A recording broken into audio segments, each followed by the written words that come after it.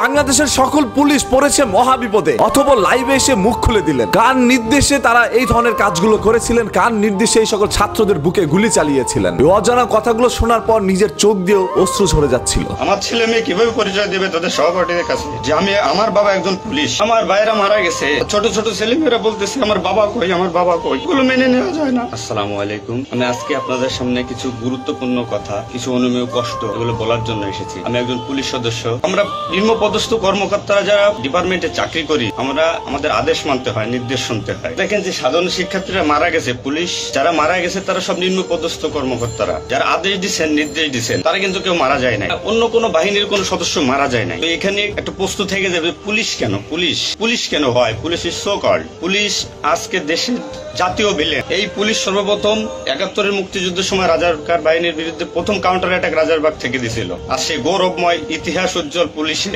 জাতীয় ভিলেনে পরিণত করেছে কিছু স্বার্থান্বেষী মহল। আমাদের পুলিশের কিছু স্বার্থবাদী পুলিশ কর্মকর্তারা যারা বড় বড় চেয়ারে বসে, বড় বড় জায়গায় বসে আমাদেরকে ব্যবহার করে তাদের স্বার্থ উদ্ধার করছে। এতগুলো মানুষ মারা গেছে। আমি একজন পুলিশ, এর বাইরে আমি একজন ছাত্র ছিলাম। আমার ডিপার্টমেন্টকে কলুষিত করছে, এটা অপরাধ। আমি একজন সন্তানের বাবা, আমার 2 বছর বয়সে একজন সন্তান আছে। তো আমি একজন বাবা হিসেবে আমি এগুলো আমি মেনে নিতে পারি না। আমার ভাইরা মারা গেছে, ছোট ছোট ছেলে মেয়েরা বলতেছে আমার বাবা কই, আমার বাবা কই, এগুলো মেনে নেওয়া যায় না। যারা সাধারণ মানুষ মারা গেছে তাদের পরিবারের কি অবস্থা? আজ আমার পুলিশে যেখানে পাচ্ছেন সেখানে নির্মম ভাবে মৃত্যুবরণ করতেছে, পিটিয়ে মারতেছে। কারণ কি? আজ আমাদের কিছু সত্যের না স্বীকৃত বড় মহলের অফিসারদের কারণে আমাদের ঘাড়ে বন্দুক রেখে তারা মনে করেন দিনের পর দিন আমাদের নির্যাতন করে মানুষের বিরুদ্ধে লেলাই দিছে। হাজার হাজার কোটি টাকার মালিক হয়ে তারা এখন গা ঢাকা দিছে। এই মৃত্যুর ভাই, এই পুলিশ মৃত্যুর ভার কে নেবে? পুলিশের মৃত্যুর বিচার হবে না এই বাংলাদেশে, আমি জানি। যারা এই নির্দেশদাতা প্রত্যেকের বিচার হবে এবং চিহ্নিত সব পুলিশ অফিসারের পুলিশ ডিপার্টমেন্টে আছে, তাদের অবিলম্বে প্রত্যাহার চাই এবং তাদের বিচার চাই যারা নির্দেশ দিয়ে সাধারণ মানুষকে খুন করাইছে পুলিশকে দিয়ে।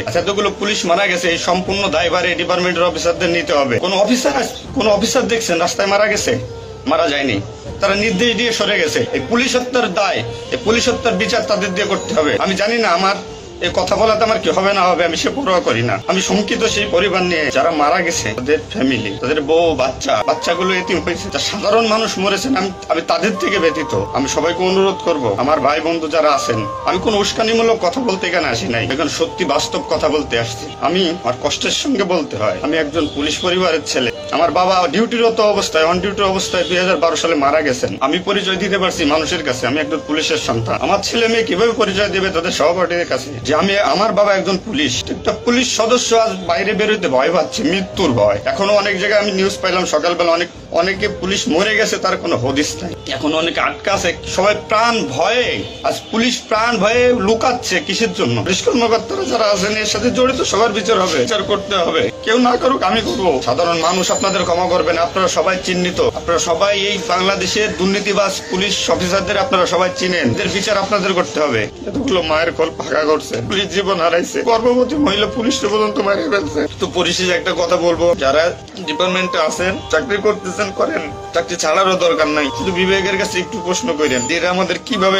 ব্যবহার করছে ডিপার্টমেন্টে। যে সরকারি আসুক, আপনাদের কাছে অনুরোধ, যে আসুক, আমার একটা দাবি, পুলিশ হিসেবে, একজন পুলিশের সন্তান হিসেবে, ডিপার্টমেন্টের ঐতিহ্য যারা নষ্ট করছেন, এই পুলিশের সুনাম যারা নষ্ট করছেন, এদের বিচার চাই আমি, 100% বিচার চাই। পুলিশকে যারা মুখোমুখি করে যে সন্ত্রাসী বানাইছেন, এই নির্দেশদাতাদের বিচার চাই আমি। অনুরোধ সবার কাছে যে আপনারা পুলিশকে খারাপ চোখে দেখবেন না। আমরা যারা নিম্নপদস্থ কর্মকর্তারা আছি, যারা চাকরি করতেছি, আমরা আদেশের গোলাম। আমাদের যেভাবে আদেশ দেয়, যেভাবে নির্দেশ দেয়, আমরা ওইভাবে কাজ করি। আমার কাছে আমার একটা অনুরোধ, আপনারা সবাই ভালো থাকবেন আর আমাদের পুলিশের জন্য দোয়া করবেন, যাতে আমরা সুশৃঙ্খল বাহিনী হিসেবে রিইউনিয়ন পুনরায় ডিপার্টমেন্টটাকে আবার গড়বো। যে পুলিশ কখনো মানুষের দুশ্মন নয়, পুলিশ মানুষের শত্রু নয়, পুলিশ মানুষের বন্ধু, জনগণের বন্ধু। এটা আমরা প্রমাণ করবো। এই মানসিকতা নিয়ে তৈরি হন আগামী দিনের নতুন পুলিশ বাহিনী গড়ার জন্য।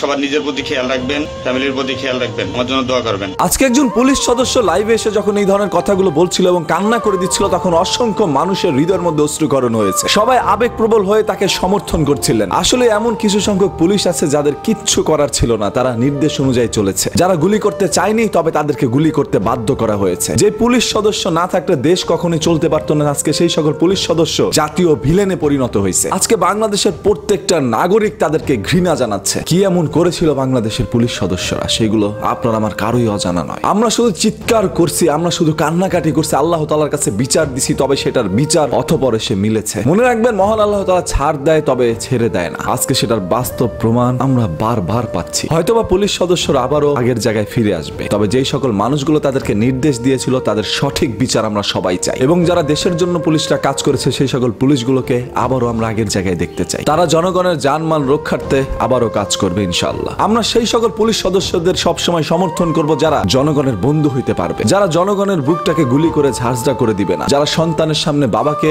বাবার সামনে সন্তানকে দুনিয়া থেকে তাড়িয়ে দিবে না। যা করছে তারা আসলে ভোলার মতো না ভাই। তবে যারা করছে তাদের বিচার হোক, যারা করে নাই তাদের কেন ভাই এইভাবে আপনারা পিটিয়ে এই দুনিয়া থেকে বিদায় দিবেন?